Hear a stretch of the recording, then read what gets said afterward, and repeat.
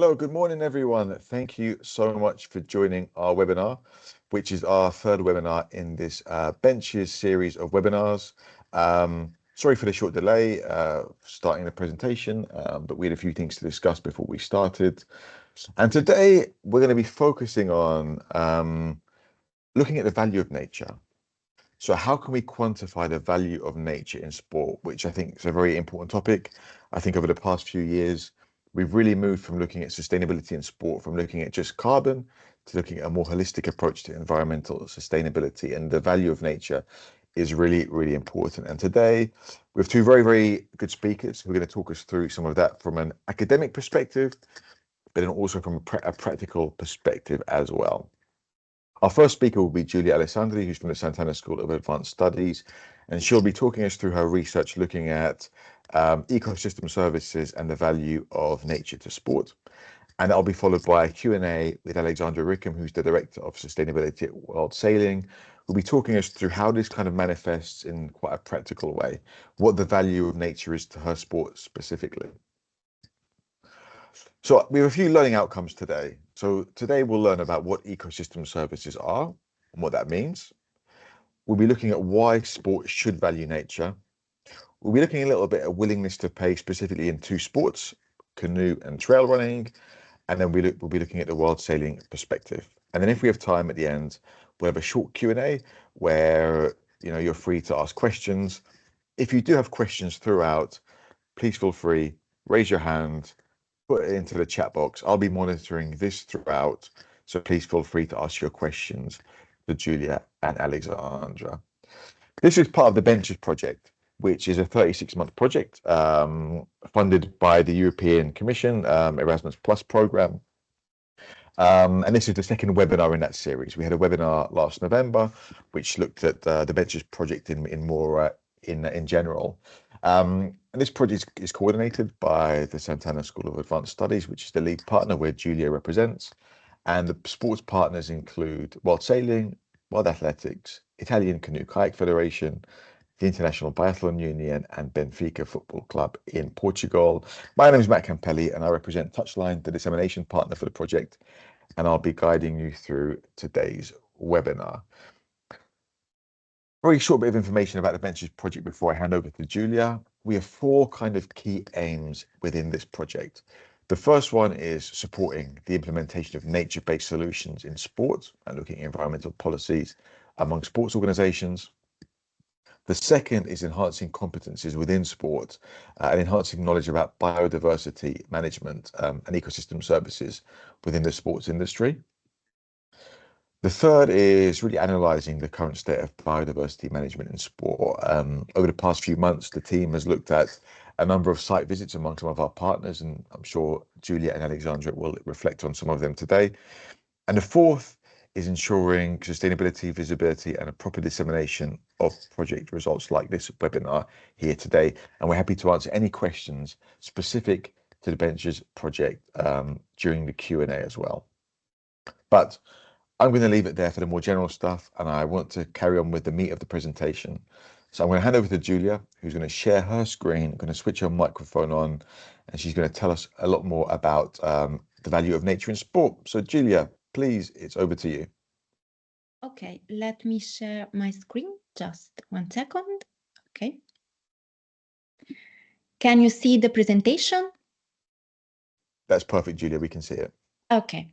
Okay, now you can see it better, I hope. Okay, so as Matthew perfectly introduced, now we are going to focus on the concept of ecosystem service and the ecosystem service analysis we conducted inside Benches project. So just to share where we are in the project, we are at deliverable 2.5 of work package number 2. We have already carried out some deliverable, one regarding the state-of-the-art of biodiversity assessment tool, one related to the on-site visit that Matthew mentioned before, one related to supply chain and procurement process, and the one I'm going to focus just right now that is related to ecosystem service. So the aim of this report is to try to apply the economic principle to the evaluation of nature inside sport industry. But I'm going to go really in detail in the other slide.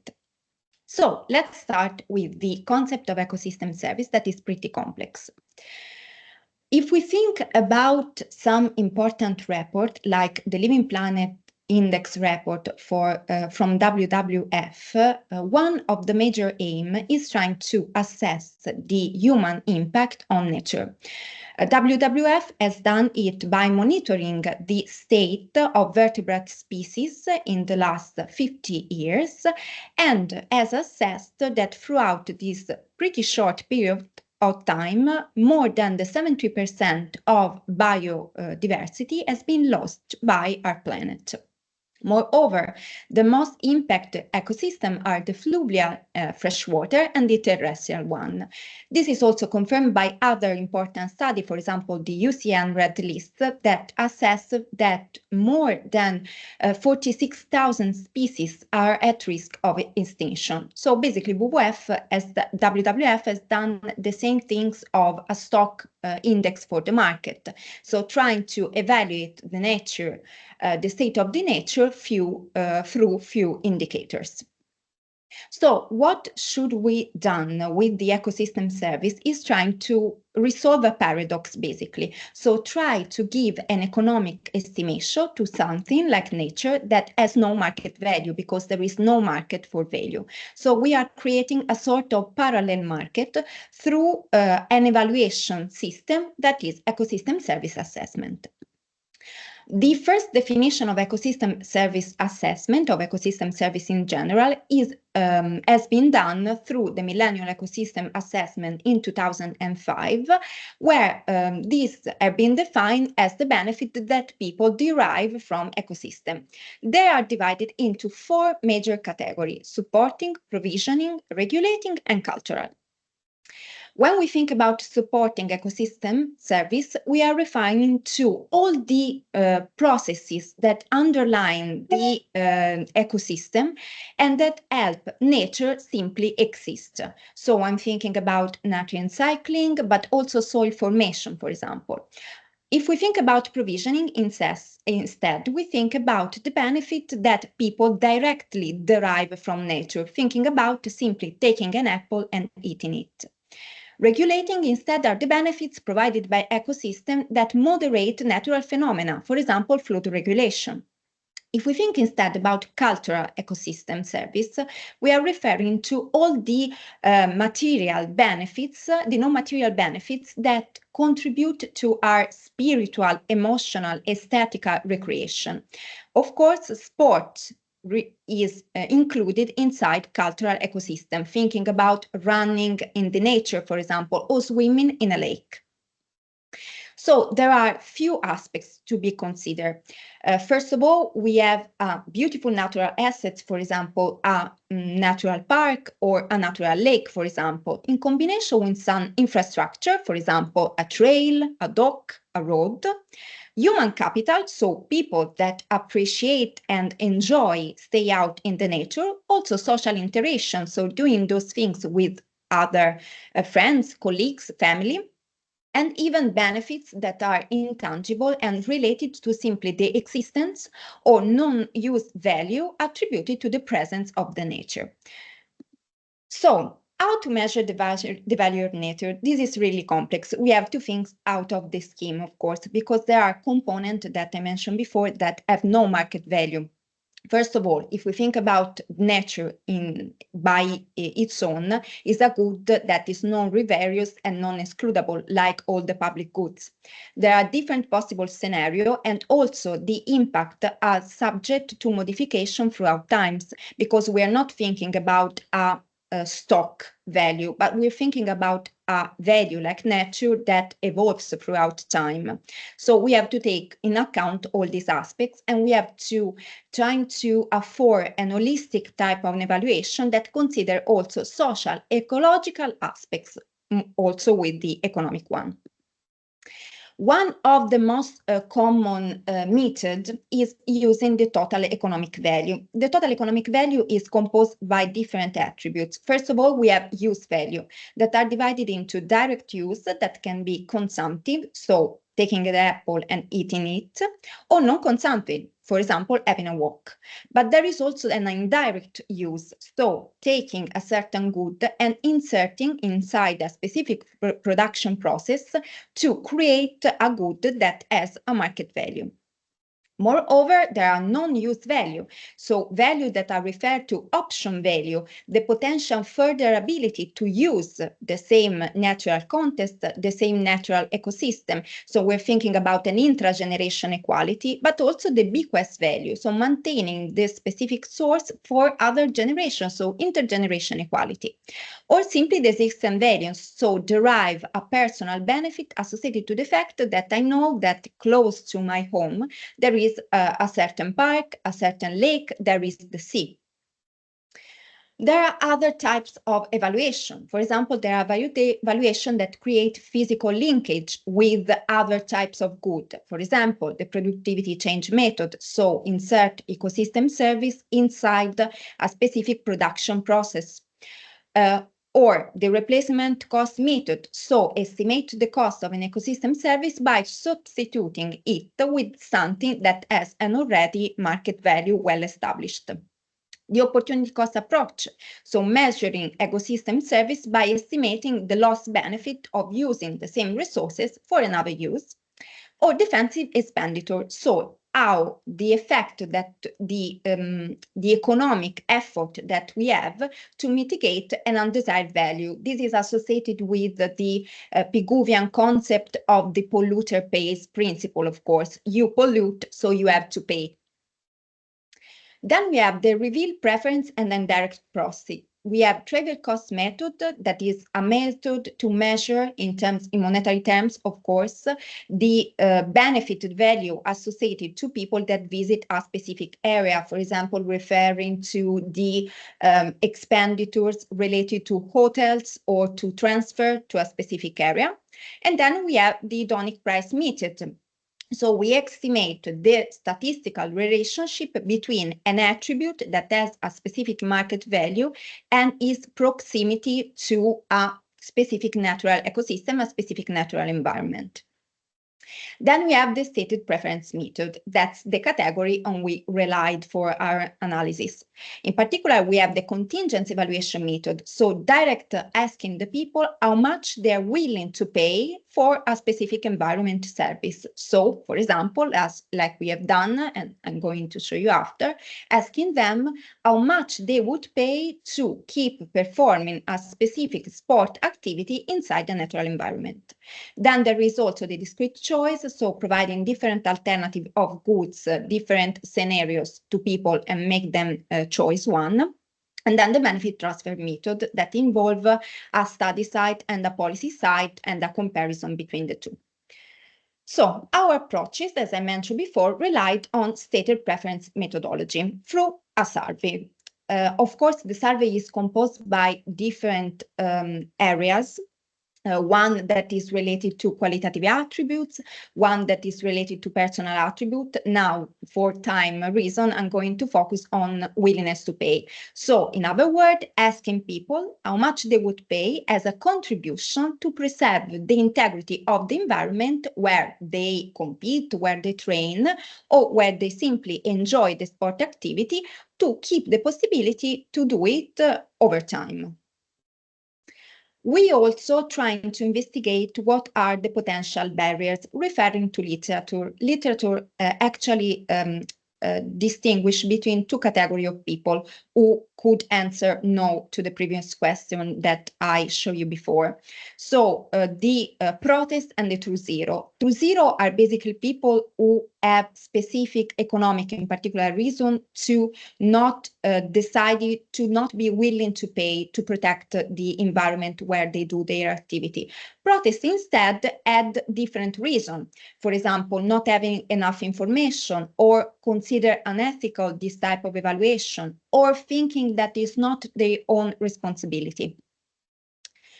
Moreover, we presented the people of the survey, the respondents, a range of price, of course, a range of contribution. And this range has been established through a previous pre-survey conducted with the help of canoe and kayak athletes to establish values that are reliable and acceptable for the athletes.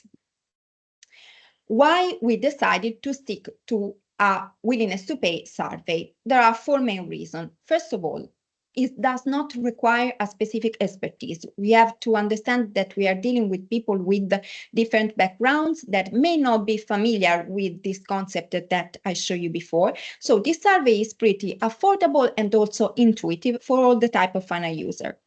It does not require the payment of a fee, can be easily adapted to different contexts and different types of competition, but can be also easily tailor-made according to the different typologies of the event we are referring to.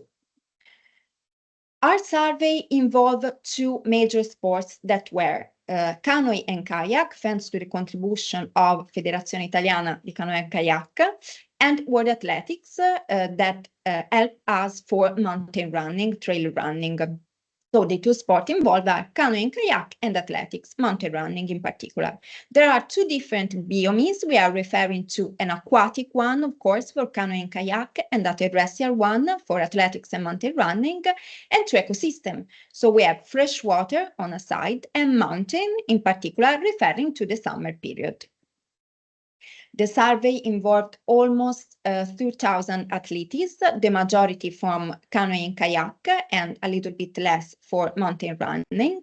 But since this is a sample, of course, we decided to multiply the final value, as I'm going to show you before, referring to the average number of athletes who take part to the events. Since there are two major events involved, the one referred to Torre Baltea River and the other one referred to Canfranc region in Spain.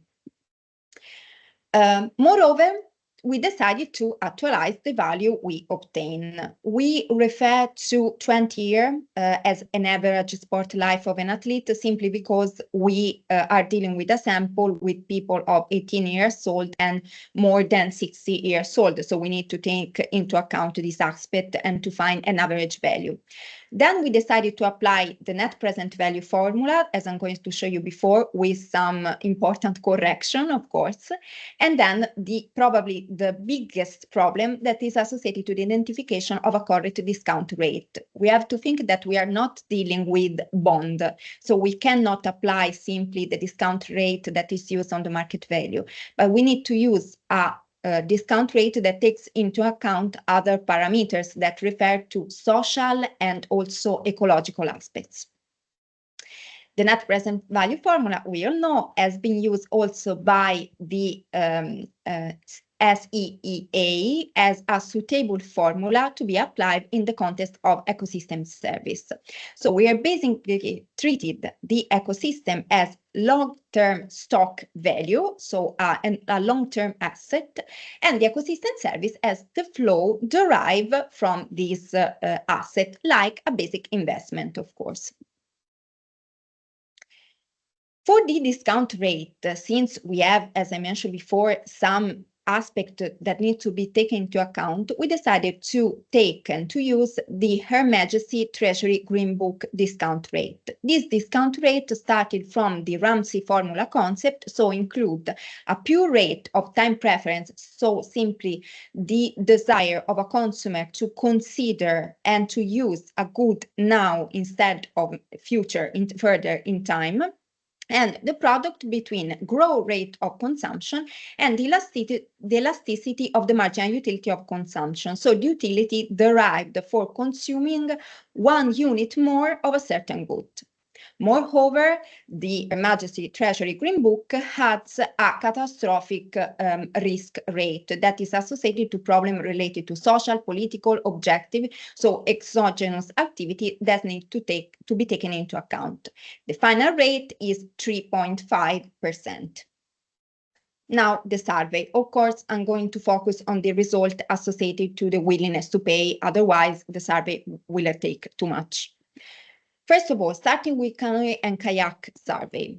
the respondents that are majorly prone to answer yes to the willingness to pay question are female, and they usually would like to pay a contribution that is higher respect to male respondents. Moreover, the willingness to pay is higher for younger people between 18 and 24 years old, but despite this, the major WTP value is associated to people between 46 and 55 years old. Moreover, in terms of education, people with higher education levels, so we have PhD, are more prone to answer yes to the contribution, but the highest value is associated to the bachelor degree owner. In terms of days of training, usually people who train every day according to the value of the sample are more prone to pay a higher WTP value. Despite this, as we can see, professionals have the higher value associated to the WTP, but amatorial have a higher value if we compare them to semi-professional. This probably is associated to the fact that for professional, there is a value associated to nature that it is associated to a job profession, of course, so to a general well-being. But there is an emotional, spiritual component that is related to sport in terms of hobby dimension that probably has a really important weight. That's why amatorial are prone to pay a higher contribution. Moreover, we have seen that people who totally agree with affirmation like, I feel responsible for the environment where I train or compete, I want to preserve it for future generations, I feel that protected nature is the right thing to do. If this natural area where I train disappear, I would be emotionally affected. People who feel a strong bond in general with nature are more prone, of course, to answer yes. Moreover, if we think from a federation perspective, usually people that declare to receive specific guidelines regarding biodiversity protection for their own federation are more prone to pay a contribution to protect the environment. This means that a strong focus should be placed on awareness raising campaign from the sport federation perspective. Moreover, another interesting data is related to the fact that the majority of people do not think that their activity is causing damage to the environment, flora and fauna perspective. This is really important since it's important to have a complete awareness of the impact of sport activity on the biodiversity. This doesn't mean that athletes do not care about the environment, but sometimes they're really not aware that a certain behavior that they are performing could be potentially damaging for the environment. So it's important to stress this aspect. Finally, going to data, the average value, of course, weighted average values is 160. That leads to more than 40,000 total value that actualized leads to 721,000 total value in euro, of course. Of course, in a time span that refers to 20 years. Going through mountain running survey, of course, even in this case, we see that females are more prone to answer yes to the willingness to pay and are more prone to pay a higher contribution. Moreover, the majority here on the major value in terms of WTP associated to the age is between 31 and 35 years old. Instead, the higher contribution is associated to people who have the highest educational level, so PhD. In terms of days of training, usually people who train around 2 days are the ones that are more prone to pay another contribution, and this aligns with the concept that I mentioned before of the hobby dimension, so of the spiritual and recreational value that is not necessarily associated to the job component. Same for the consideration that I mentioned before. So when the bond with nature is stronger, people are more prone to pay a contribution to protect the environment. Finally, same consideration also here, when there are specific guidelines provided by the federation, people are more prone to pay to protect the environment. Same also in terms of awareness. So even if the situation is a little bit better than before, so people are more aware of their impact, usually there is not enough awareness regarding the global impact of their activity on environment. So here, moving to the final estimation, as we can see, we have a weighted average value that is 110 in this case, that will lead to more than 44,000 of final estimation, and actualize lead to 638, more than 628,000 as a final contribution actualized through the discount rate that I mentioned before. Possible limitation of the study. Of course, this is the first study that specifically apply ecosystem service assessment only to sport dimension. So only to the one of the niche of the cultural ecosystem service literature that is, of course, associated to sport. So there are different barriers. We have not much reference, of course, from this perspective. We also consider a specific natural venue. So we refer to two specific events, but different consideration can be lead if we think about different event, and probably the major barrier that we found that is associated to finding a correct discount rate. Other aspect, of course, referring in particular to the concept of discount rate, is the risks. The risk we are considering is not a risk that can be reliable with a simple market risk. So the risk-free rate, the risk associated to performing a certain type of investment. We also have to take into account the problem of deterioration of environment and biodiversity, as shown by the WWF, for example, study. So we have to include a biodiversity dimension even in our analysis, even if this is an economic assessment. So we have to take a text that is reliable to a market rate, of course.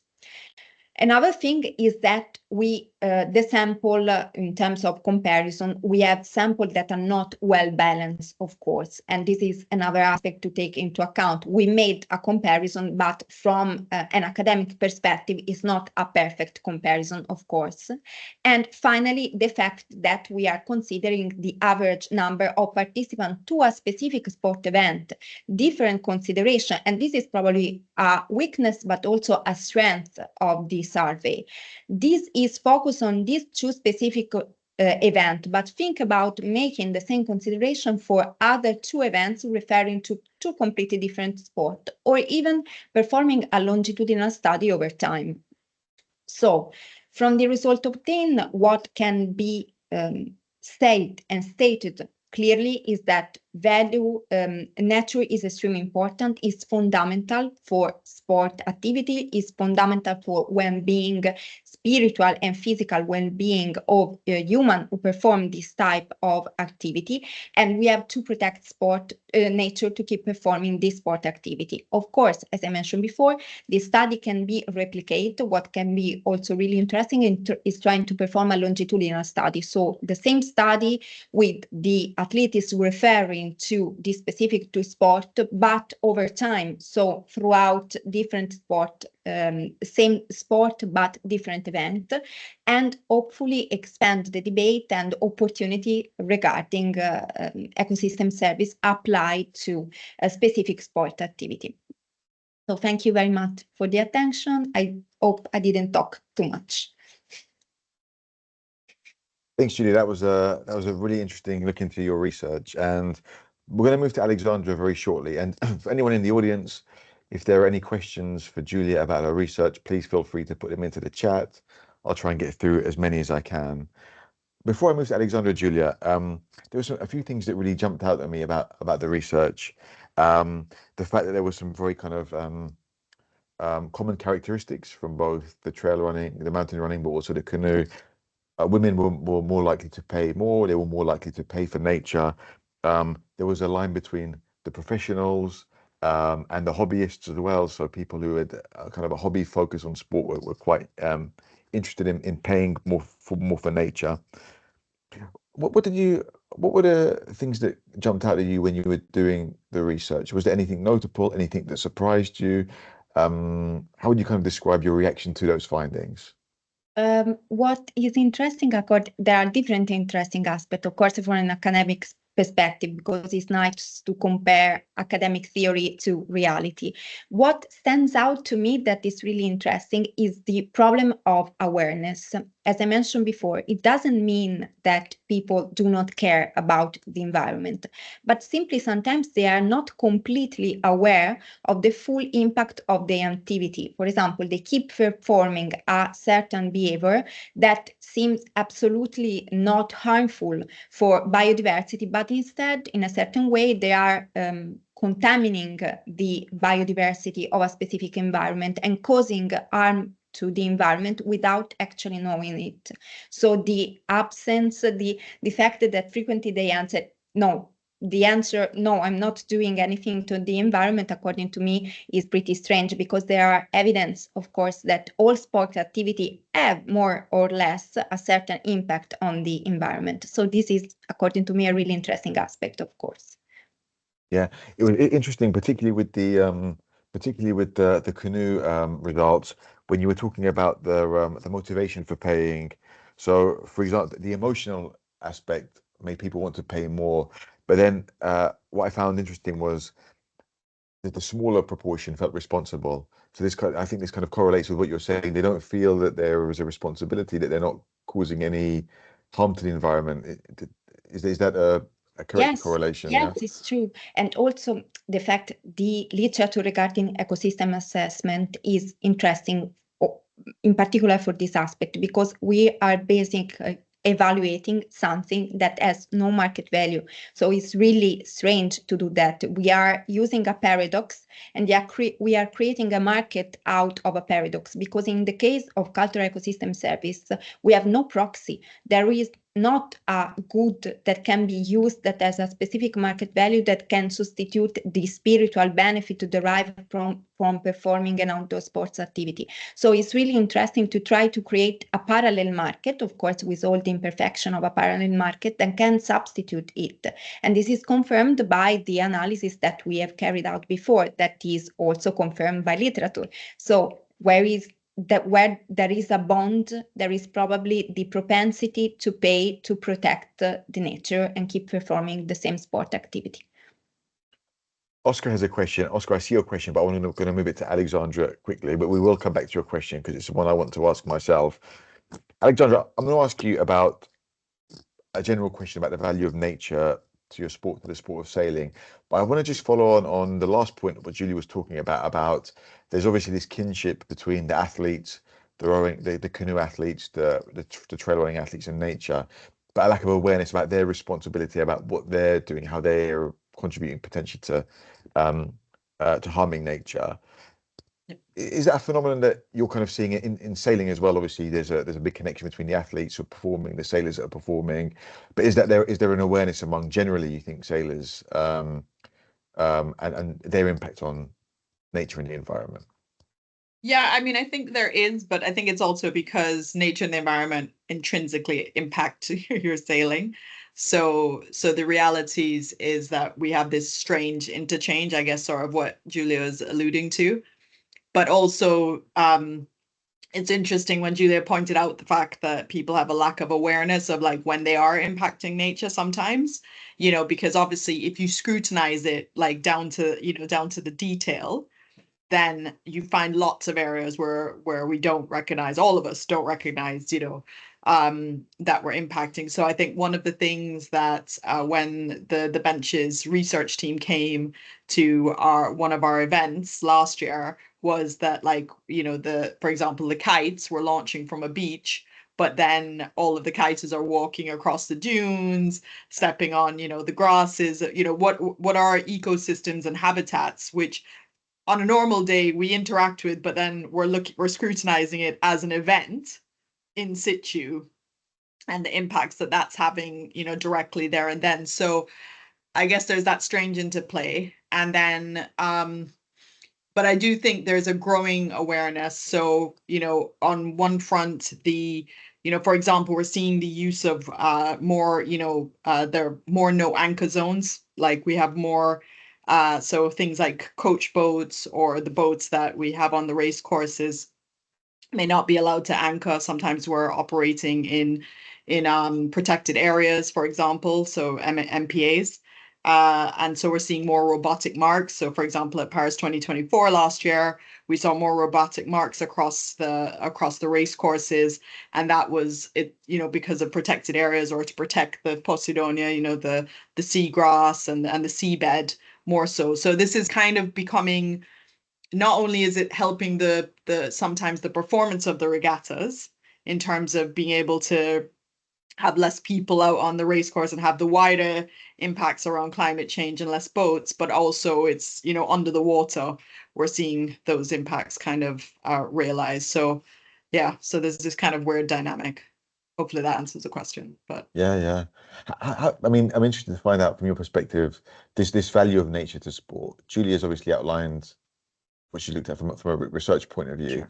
But how are you kind of seeing this manifesting in a kind of practical perspective? Obviously, you're director of sustainability at International Federation. Yeah. Obviously, this is very difficult to quantify in many ways. I think it's very embryonic, this type of work. But how do you kind of, what's your perspective of looking at the value of nature to your sport? To our sport specifically, I think it's incredibly high. So for a number of reasons. So I think a lot of our sustainability work, at World Sailing, I think is kind of came out of Rio and the experience in that Rio 2016 cycle. So this is reported, so I'm not telling anybody anything revolutionary here, but like the water quality in Guanabara Bay was really not great in the run into the games. And so actually, again, we see that twofold situation, and performance comes into this as well, in terms of so bad water quality, not good for the fish, not good, low oxygen levels, not good for biodiversity as a whole within this natural harbor, but also not great for our athletes because actually, really inherently bad for them. They could get ill. We did see some people getting ill, that kind of thing, when people were training, etc.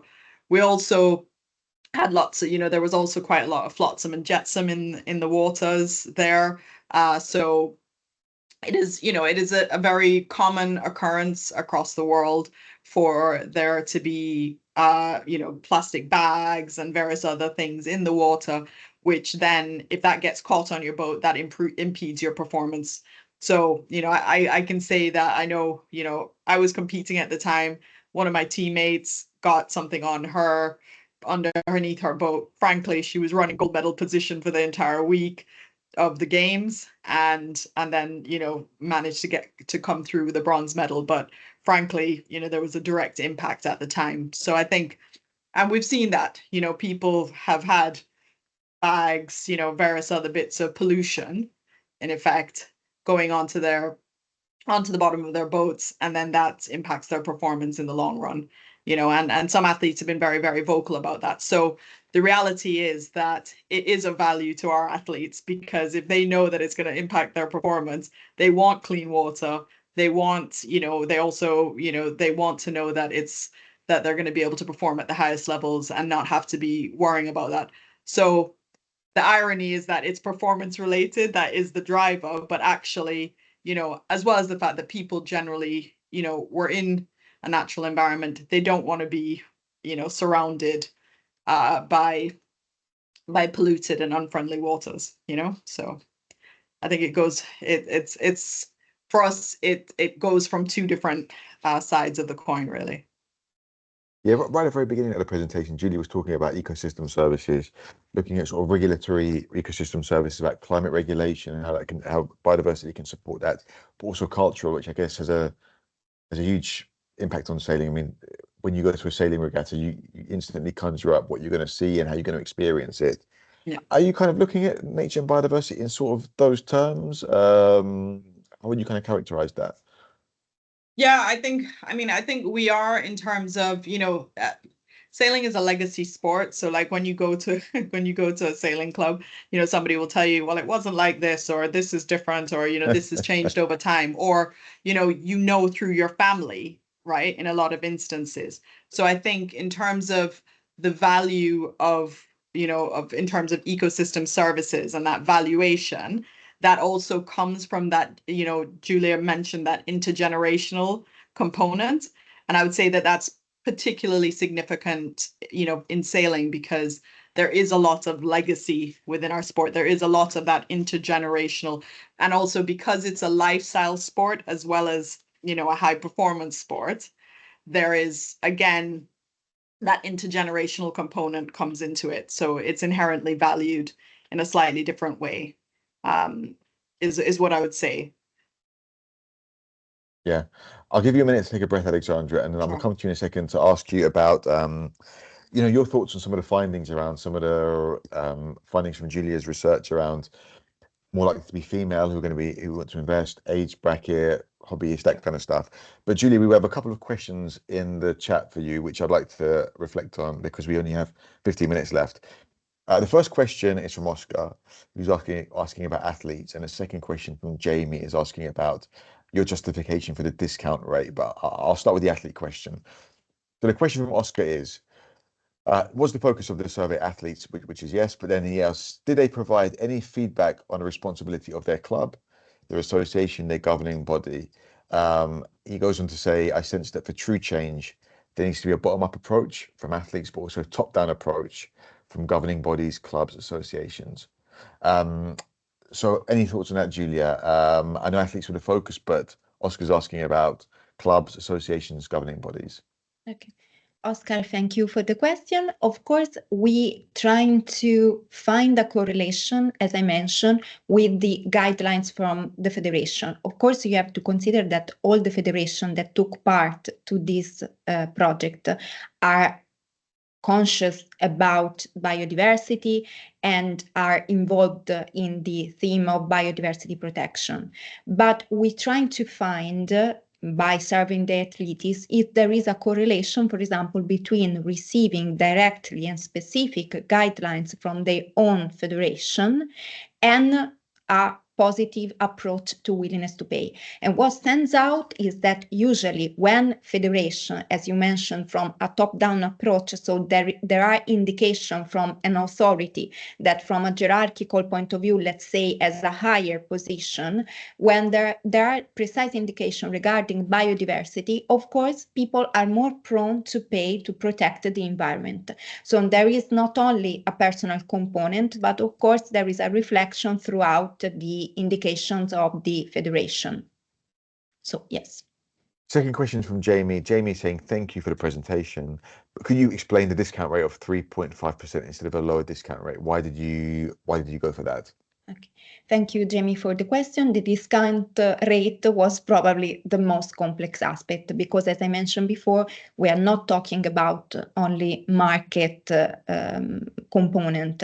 So we're not talking about bonds. So we simply take an index from the market and apply it. We are talking also about dimensions that are associated with social component, with ecological component, so that go out the boundaries of a simple market valuation. How we have done that? We're trying to look for indexes that consider also this aspect. And one of the clearest one is associated to the Her Majesty Green Book that use this index, this discount rate, to evaluate investment that are not only associated to biodiversity for sure, but that consider other areas of interest that are not simply economic, financial, market related, but have for instance, a social dimension. Then this index, if you want to know how this index is composed by three major components. One is the catastrophic risk that is associated to risk like political, social, catastrophic risk that are difficult to prevent and they are exogenous. Then there is the time preference rate, and then the product between the growth consumption rate and the marginal utility or consumption rate that refer to the Ramsey formula that is usually used as the basis of this index. What is interesting is that this index start with the classical financial economic component, but takes into account other variables. That's why it's so high respect to other rates that are applied on the market. At first, I have to say that I even wanted to correct it for referring to indexes like the one that I show you from the WWF that refer only to the biodiversity component. So since we are losing so much biodiversity in a so short amount of time, at first I would have liked also to include another component that refers to the average rate that refers to the biodiversity loss of the last 10 years according to the index, but would have been so complicated and is like, you know, mixing apple and pears. So there are values that are so much different, and I would have probably go through economic correction, probably call Ramsey on other professors. So we decided to stick to easier component, and this one has a good balance between all the aspects that I mentioned before. Thanks, Julia. Hopefully that answered your question, Jamie. If not, please feel free to put another question. We're going to go for about another 10 minutes. So if you do have any more questions, please feel free to put them in now so that I can ask them. But then, Alexandra, I want to go to you because it'd be interesting to see how research like this can support your sport from a kind of practical perspective. So there are a few learnings in there. For example, emotion seems to be driving people more than feeling a responsibility to do something about nature. It tends to be more female skewed in terms of people who will be willing to pay, middle-aged, 30 to 40 odd, who'll be more willing to pay. How does that kind of initial bit of information, how can it help you in terms of engaging people or certain groups on topics like biodiversity? What's your kind of view on that? Yeah, I mean, I think it allows us to focus ourselves a bit, but I mean, I think the realities is that it's not that we know that the younger generation cares. It's not, we're not debating that, you know, it's just in terms of willingness to pay, it's also about disposable income. It's about, you know, loads of various factors, I would say. So it allows us to kind of focus where we do, and also probably how we do things. I mean, I think it's good for us to understand that willingness to pay, because the way that I would probably see us realizing it is for that to be integrated into your entry fees, as an example. You know, so it's not so yes, you have a willingness, but actually we're kind of enforcing that on you. I think it's no, but I think, but then Julia's research then helps us also work out probably how to have a balanced approach. You know, if we were to take that line. And I think because I would say across, you know, other areas, we've seen that if you embed the cost into an area where somebody's already paying, then it helps us, you know, so, you know, deposit returns, that kind of thing, where actually it's better for you to take the money at the beginning and then give it back to somebody than for you to ask them to give you the money specifically for that reason separately.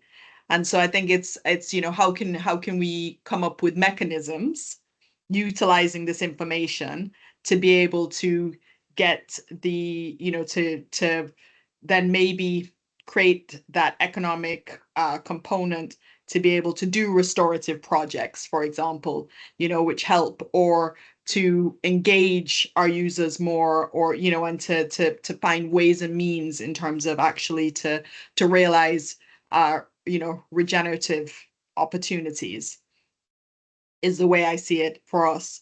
I think the other thing is that that we probably found is that, you know, that willingness to pay, and that is also, you know, is obviously going to be related to performance. You know, I think if somebody knows that they're investing in their performance, again, that helps, doesn't it? You know, especially for athletes, you know, because at the end of the day, they want to do their best on, on the field of play. So I think anything that links it back to performance, and the same goes for teams and for governing bodies, is that I think if we, in those instances, if we can link it back to performance, then it's massively helpful from our side.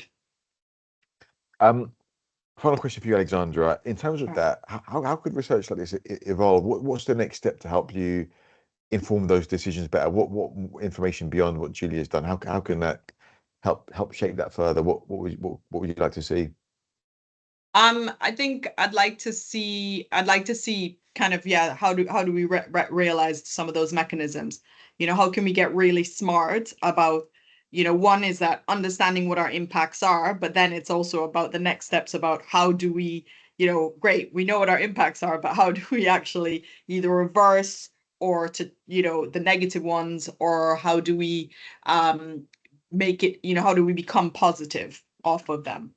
So that realization. So those for me are the next steps, and how do we engage the community in a way which empowers them to be able to make the right choices, and I think in our modern world, it's quite difficult to do that because it's, it's almost impossible to avoid plastics, whether you want to or not, and so in our case, that's, inherently in water sports, that's a major issue. And then I guess the other aspect is how do we also not only engage them around like this willingness to pay, but then this willingness to activate more readily. I think our community has been good. They do beach cleans and that side of things. But to Julia's point, like how we also need to get to the structures around, so the clubs, and to your question as well, Matthew. And what's good at the moment is that we're seeing things like the Clean Water Alliance come out of the UK. So you're seeing a bunch of governing bodies coming together to look at issues that are specific to the water space, as an example. But how do we start to forge those meaningful collaborations, and for athletes to be able to use their platform to help drive that change.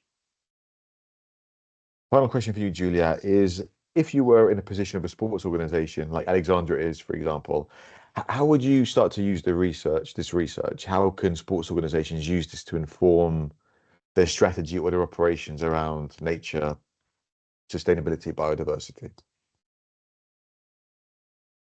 First of all, I would insist a lot on the problem of awareness. As Alexandra pointed out also before, when we have the on-site visit, of course, we have the feeling that even, as I mentioned before, people care about nature, because especially if you perform outdoor sport activity, there is a strong bond with what's around you. But sometimes they perform some specific behavior without knowing that they are actually damaging what's around. So for example, as Alexandra was saying, they follow specific paths, they use some protection that are sea friendly, but then they left their equipment over the beaches, disturbing flora and fauna. So I would start with that. And also I would start with the power of ecosystem service is trying to use a common mean like money that we all know everyone cares and understands perfect the value, to evaluate, as I mentioned before, something that has no value. So trying to insert result like this that give dimension from a market point of view to something that basically has not. And as I mentioned before, this is just a money economic valuation that refers to two single events, to two specific sport organizations. What about if we think about other sport events referring, for example, to sailing organization or to, I don't know, ski organization? And if we think about not two single events, but 50 events in a year for different sport organizations, the value would be enormous. So it's like the first studies that had been carried out by really famous academics like Costanza, for example, who evaluate from an economic perspective the value of the ecosystem worldwide. We are doing the same thing, but from a specific sport perspective. And I think this is the most important aspect to raise awareness and understand that there is no plan B. If you're not protecting the environment where you perform, you're simply going and ending up not performing it anymore. Also from a professional perspective, like what Alexandra was saying. So not only the emotional component, but the fact that your performance would not be as good as before. Fantastic. Well, that brings us to the end of our webinar. There are no more questions from the audience. So that brings us to the end of our webinar. Thank you very much for everyone who attended the webinar today. Thank you for your questions. Please keep an eye out for future webinars from our series. We have 4 more left over the next coming months and years, where we'll be taking on this research and bringing it on in more detail. But a big thank you to our speakers today, Julia and Alexandra. Thank you so much for joining us. Really appreciate you giving us the benefit of your knowledge. So thank you so much, guys. Thank you. Thank you, everybody. Thanks, everyone. Thanks, everyone. See you soon. Bye-bye. See you soon. Bye.